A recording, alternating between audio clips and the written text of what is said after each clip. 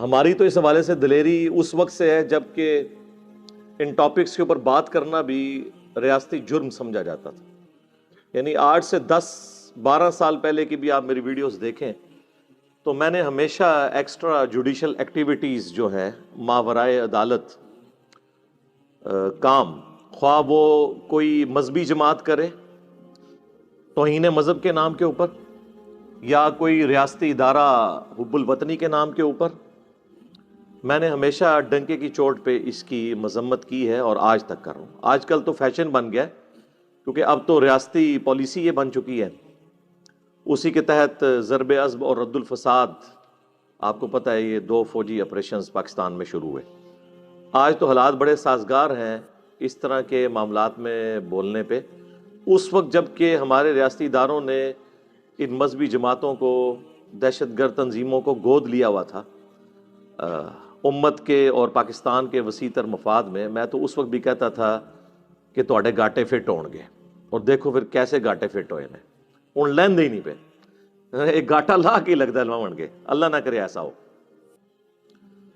اور پھر اس کے بعد جو انٹرنیشنل پریشر آپ کو پتہ ہے کچھ عرصے سے پاکستان پہ FATF کی شکل میں آیا، اور اب تو GSP پلس سٹیٹس بھی پاکستان کا آلموسٹ ٹیک پہ لگا ہوا ہے. اللہ تعالیٰ کوئی بہتری فرمائے اور ملک کی اکانومی بہتری کی طرف جائے، حالات و واقعات بہتری کی طرف جائیں. فی الوقت یعنی گراؤنڈ ریالٹیز تو یہی بتا رہی ہیں کہ مستقبل قریب میں کوئی حالات بہتر ہوتے مجھے تو نظر نہیں آ رہے. اللہ کرے کہ معاملہ کوئی بہتری کی طرف چلا جائے انشاءاللہ تعالی. اب یہ جو میرے بھائی جو کچھ ہوا، اس کی جڑیں جو ہیں وہ بہت پرانی ہیں.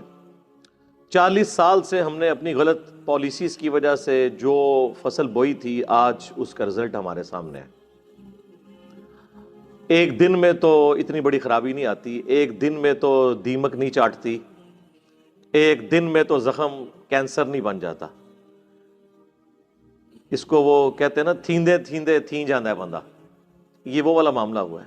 آہستہ آہستہ معاملات خراب ہوئے، اور اس طرح کی جتنی بھی ایکٹیویٹیز ہو رہی ہیں، میں اس میں پہلے نمبر پہ مجرم اگر کسی کو سمجھتا ہوں تو وہ ہماری ریاست ہے، ریاستی ادارے ہیں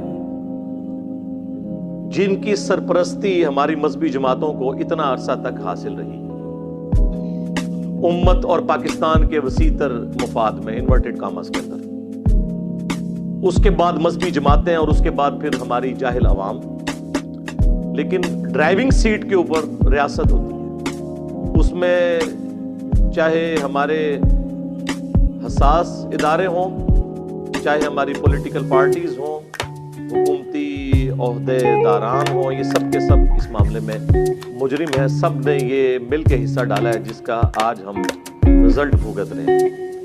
یہ تو جس کے ساتھ ہوتی ہے اس کو پتہ چلتا ہے.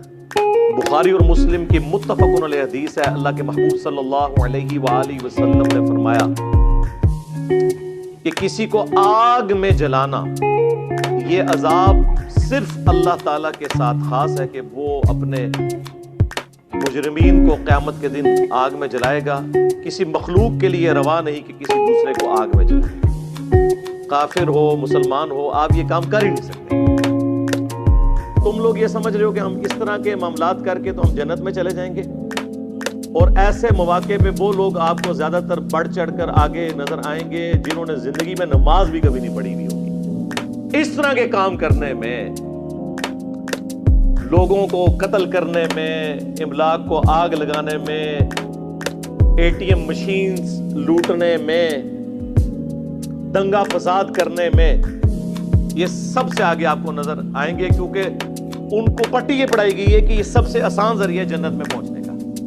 اور بیوقوف نہیں ہے، سمجھدار ہیں. آج تک کسی شخص نے عشق رسول صلی اللہ علیہ وآلہ وسلم کے نام پر اپنی موٹر بائک کو آگ نہیں لگائی، اپنی گاڑی کو آگ نہیں لگائی ہے، دوسرے کو لگائی. لہذا آپ یہ بھی نہیں کہہ سکتے کہ کوئی بونگے ہیں، بہت سمجھدار ہیں. اور اس وقت ملک جس تباہی کے دہانے پہ پہنچ چکا ہے نا، میں سمجھتا ہوں کہ اگر اب بھی ہمارے بڑوں کو عقل نہ آئی تو یہ گلی گلی قتل و غارت ہوگا. ہمارے جو ریاستی اداروں کے بڑے ہیں، پولیٹیکل جماعتوں کے بڑے ہیں، انہوں نے تو زیادہ تر نے دوہری شہریت لی ہوئی ہے، دوسرے ملکوں میں انہوں نے بھاگ جانا ہوتا ہے ریٹائرمنٹ کے بعد۔ ہمیں پوری زندگی یہ لوگ حب الوطنی کے درس دیتے رہتے ہیں، نیشنلزم کے درس دیتے رہتے ہیں، پاکستان سے محبت، قومی ترانے یہ چلا چلا کے دماغ خراب کرتے رہتے ہیں، اور خود آپ دیکھ لیں یہ پرانے جتنے ڈکٹیٹر باہر گئے ہوئے ہیں، ہمیں آگ میں جھونک کے پرویز مشرف بھاگا ہوا ہے نا یہاں سے، دیکھ لیں۔ جب تک مر نہیں جاتے جان نہیں چھوڑتے۔ ضیاء الحق نے مر کے ہی جان چھوڑی ہے نا، ورنہ جو اس وقت پالیسیز اس نے سیٹ کی تھی، جو سعودیہ اور ایران کی پراکسی وار کو یہاں پہ سپورٹ کر کے، وہ آج تک ہم بھگت رہے ہیں۔ اب دیکھ لیں میڈیا کے اوپر کیا ساری گالیاں جو ہیں وہ پولیٹیکل گورنمنٹس کو، پرائم منسٹر کو کھانی پڑ رہی ہیں، کیونکہ ہماری عوام کا جو ہے اتنا نالج تو ہے نہیں، ان کو پتہ ہی نہیں ہے کہ معاملات ٹوٹی کمند کہاں۔ جس طرح محرم کے دنوں میں بیٹھ کے سارے یزید کو رو رہے ہوتے ہیں، اور سسٹم تو پیچھے سے خراب ہوا ہے، اس کی بات ہی نہیں کرتا۔ یہ تو فیشن ہے نا یزید کو رو لینا، آسان بھی ہے، دوسرے پہ بات کرنا ذرا مشکل ہے۔ لیکن میں آپ کو بتاؤں، اللہ کا شکر ہے اب ہمارے ریاستی اداروں میں پالیسی شفٹ آیا ہے، ان میں اتنا حوصلہ پیدا ہو گیا ہے کہ انہیں اپنی غلطیوں کا احساس ہوا۔ جبھی تو کچھ عرصے سے ہمارے پرائم منسٹر صاحب کئی ملکوں کے دوروں پہ، پریس کانفرنسز کے دوران، انٹرویوز کے دوران اعلانیہ طور پہ یہ مان چکے ہیں کہ ہماری پرانی جو پالیسیز تھیں وہ بالکل غلط تھی۔ یہ لازم بات ہے کہ ہمارے ریاستی اداروں کے کیے ہوئے جرائم کی توبہ کا اعلان ہمارے پرائم منسٹر کو کرنا پڑ رہا ہے، یہ ہے دکھ کی بات۔ چلے پھر بھی ہم کہتے ہیں ٹھیک ہے، پولیٹیکل گورنمنٹس کو ہی بوجھ اٹھانا چاہیے اداروں کی غلطیوں کا، لیکن ان کو بھی کچھ اس حوالے سے خیال کرنا چاہیے کہ وہ بھی مستقبل کے لیے اپنی کوئی جو ڈائریکشن ہے اس کو درست کر لیں۔ آپ کو پتہ ہے کچھ عرصہ قبل خوشاب کے اندر ہمارے اسٹوڈنٹ عمران بھائی جو بینک مینیجر تھے رحمہ اللہ تعالی، ان کا بے دردی سے ایک گارڈ نے قتل کر دیا۔ ہمارے اسٹوڈنٹ تھے، آپ ان کے جو فیس بک کا پیج ہے اس پہ کئی ایک ویڈیوز میری انہوں نے اپلوڈ کی ہوئی تھی، اور لوگوں کی بھی کی ہوئی تھی، اور مسئلہ کوئی اور تھا۔ ایک ایک گھنٹے کی جا کے یہ لوگ نمازیں پڑھتے ہیں، اور وہ بھی صرف ڈیوٹی آورز کے اندر۔ جب گھر آ جاتے ہیں تو ایک سلام امام کے پیچھے ہوتا ہے، دوسرا جوتیوں والی جگہ پہ ہوتا ہے۔ اور اگر کوئی شخص سمجھا دے کہ میرے بھائی یہ نوافل جو ہیں یہ کوئی ضروری نہیں ہے، یا ان کو آپ بعد میں پڑھ لو، آپ ڈیوٹی اپنی صحیح طریقے سے ادا کرو،